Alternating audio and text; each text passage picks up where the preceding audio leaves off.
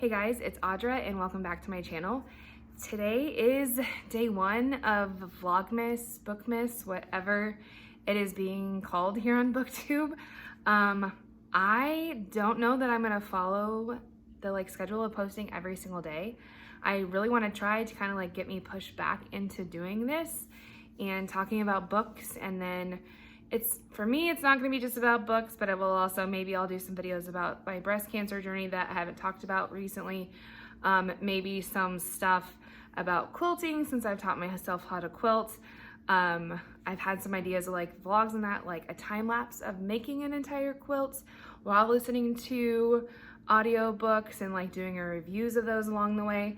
I don't know, we'll see. The big hurdle right now is that I no longer have a Mac computer to do my editing on. So you'll notice that I'm just going to go through an entire video, no edits, and just make it happen.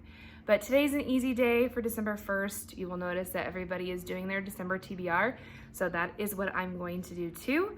My first two books are kind of just going along with the month of December.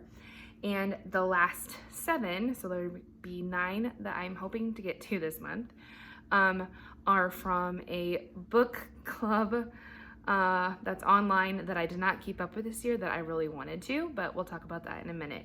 So the first 2 I have is going to be one that sets the Christmas vibes, since that is what I personally celebrate during the holidays. It is called The 12 Dates of Christmas, and I just shared this, I guess, yesterday with my book outlet haul that I just did. And this is a girl who is back in the dating game, and she has 12 days till Christmas and 12 dates each day leading up to it to find Mr. Right, I guess. Sounds cute. Hopefully, we'll see. Hopefully it's not a hot mess, but you never know, because dating is hard. We'll just say that much. So this is definitely a holiday kind of vibes. And the other one I wanted to find would be a wintry vibe. I don't know for sure if I'm going to go with this book or if I find something else. We'll see. But one I already had on my shelves was called The Hunting Party by Lucy Foley. This is kind of a thriller, I think, or a mystery. Just go over just a little bit. It says, a New Year's resolution in the remote Scottish wilderness. The beautiful one, the golden couple, the volatile one, the new parents, the quiet one, the city boy, the outsider. One of these friends is a murderer, and one won't make it out alive. So that is The Hunting Party. It starts, I believe, on December 28th. It says 3 days before, nope, December 30th. It starts December 30th because it was 3 days before January 2nd. Math. So yeah, I don't know if I can start it December 30th and finish it. We'll see how it goes. If it's a fast pace, that'd be great. But if you've read this before, let me know what you think. Is it fast paced enough for somebody like me to binge read it in 2 days before January 1st? Because it's a December TBR, right? All right, so the next set of books, the next set of books is a book club I joined, basically because I love their t-shirt so much, and I was wearing it, I think, in the video from yesterday. It was a stack of books, and it's called the Mom Advice Book Club, even though I'm not a mom. But I saw the list, and there were books on there that I already wanted to read or I already owned. So I was like, I can totally do this. And I got through the first 5 before March. So I was all the way up to May, which I'm going to share those here in a second. And then life crashed kaboomed and I stopped reading. And so now I have 7 books to catch up on. So the book from January was The Prettiest Star by Carter Sickles. And this one is a really good read. I think I gave it 5 stars. And it is an experience in, I think, 1986, where you have a character who is experiencing the AIDS crisis and what it is like to essentially be fighting that when you're trying to go home, whether you're with family or with not. It was just a beautiful story. Heartbreaking, of course, but I definitely would recommend that one. I also read The Girl with the Louding Voice by Abby Dere, excuse me. I read this a long time ago. 14-year-old Nigerian girl who knows what she wants in education, but then she gets married off. And it's, I believe, like about the other wives that I honestly don't remember a whole lot of it. I, for whatever reason, was a big fan. I don't know, but that was February. I read it. When No One Is Watching is another hot book of the year by Alyssa Cole. I love Alyssa Cole's series. This is her first standalone that I read, and it is set in Brooklyn. It's supposed to be like a thriller. It was not as strong as I was hoping, but I think I gave it 3 stars. The Midnight Library was by Matt Haig. Was it's definitely a fantasy, not kind of. It's about the choices throughout life, and it's definitely fantasy. I remember enjoying it, but as with everything, I don't remember anything left of it at this point of the year. I enjoy the process. I could see why it kind of doesn't have the best reviews all the time, but it is still a good book for sure. And then we had in May, The House in the Cerulean Sea. Struggled with that one. TJ Klune is the author of this one.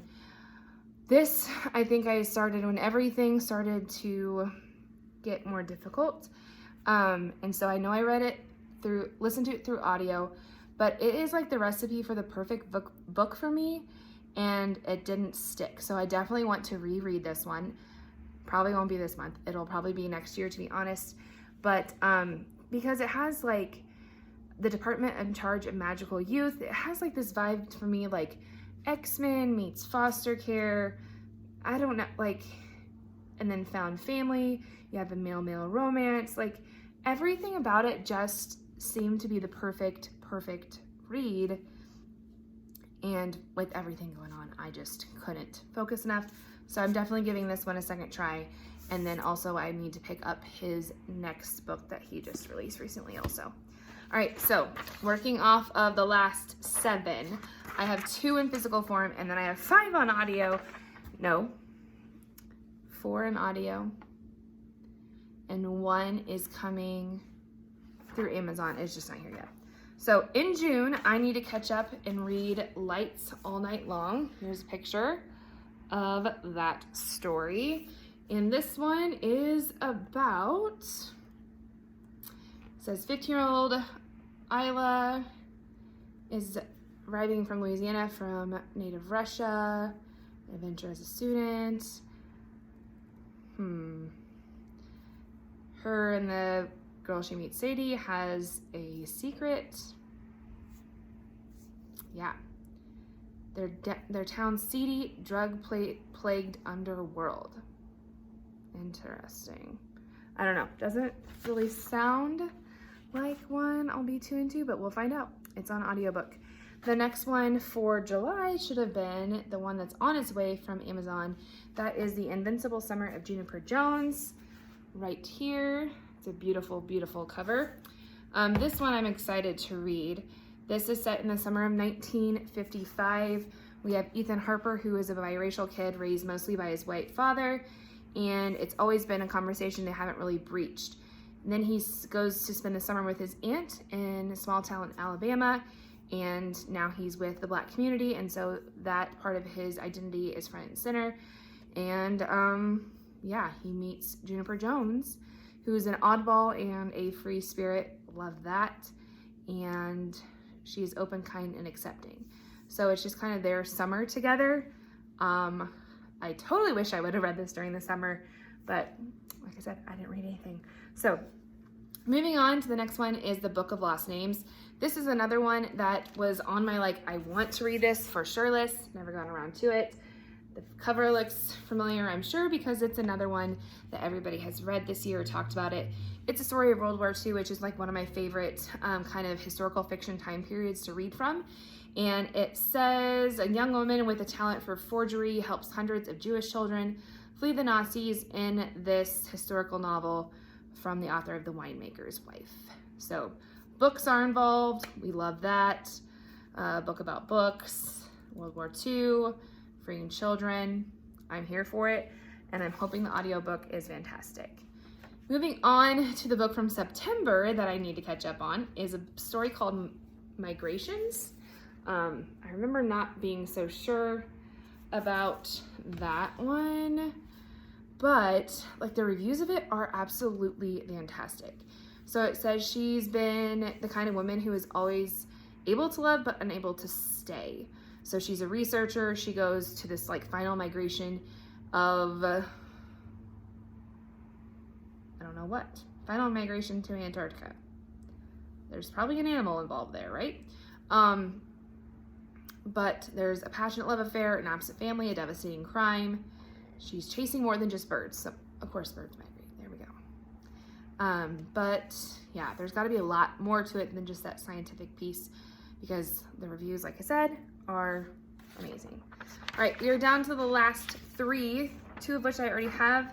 The October book was The Invisible Life of Addie LaRue, which I actually started. It wasn't on my TBR, but it was available through audiobook, and it's 17 hours, so I wanted to get started. Addie LaRue, V.E. Schwab. Also, the first time I've ever read a V.E. Schwab book. I think I am only, I say only, but it's like 80 pages in, and this is what it looks like. That's also a towel, paper towel for a bookmark, because I had this on my book tree stand instead of using a bookmark. But I am kind of enjoying it so far. This is about a girl who makes a deal with a demon. She calls it like a monster that like she wants to be able to live forever basically in exchange for not having to marry this guy that her family sets her up with in the 1700s, 1714. So, but the catch is, since she's able to live that long and she never changes, nobody is going to remember her. Like she can't even like write her name down. It starts to disappear. Her family doesn't know her. As soon as she like walks away out of their eyesight, they forget that they even interacted with her.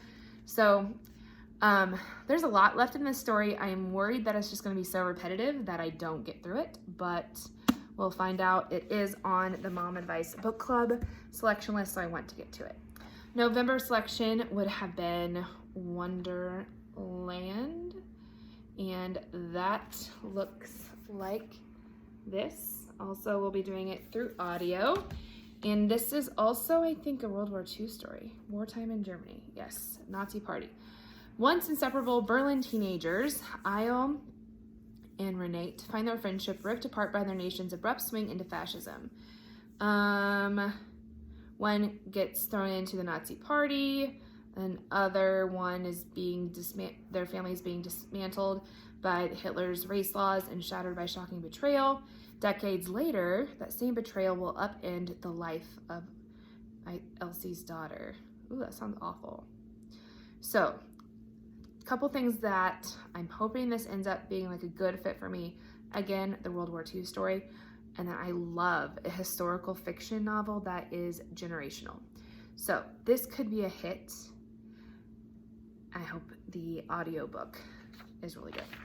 And the last one for December is Anxious People, oopsie daisy, by Frederick Bachman. And this would be the one for this month if I would have kept up, and then I would have been done, but no.